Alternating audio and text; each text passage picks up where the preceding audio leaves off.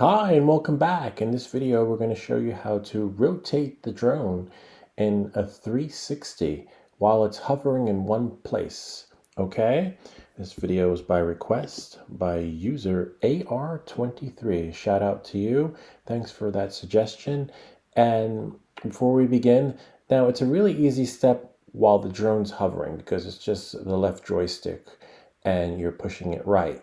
Now, it comes in handy if you want to hover around an obstacle, like let's say a circumference. So let's say there's a building, right, or a tower that you want to do a 360 maneuver around. Now that's a little bit tricky. That requires practice and flying in an open area. But this video is just going to show you how to do the 360. There are some waypoint, there are some features in the RC controller that will do this for you automatically, but you got to make sure that the drone is in an open area and there's nothing in the way that will disturb the flight.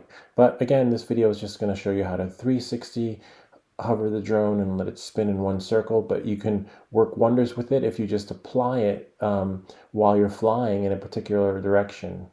And that's pretty much it. So let's see this really cool 360 effect. It's a really easy step to do this maneuver. Left joystick and push right. Okay, you're going to push it right, the left joystick, and it'll just spin in a 360. See that? And the lights are on so you can see the orientation that the drone's moving in just by pushing the joystick in one direction, which is left joystick, right. Now, you can do that while you're flying, and the drone will spin around and rotate in a particular direction, but it's really tricky, and you have to practice in an open area. But other than that, left joystick, push it right, and then it'll just spin. Okay, we'll try it again.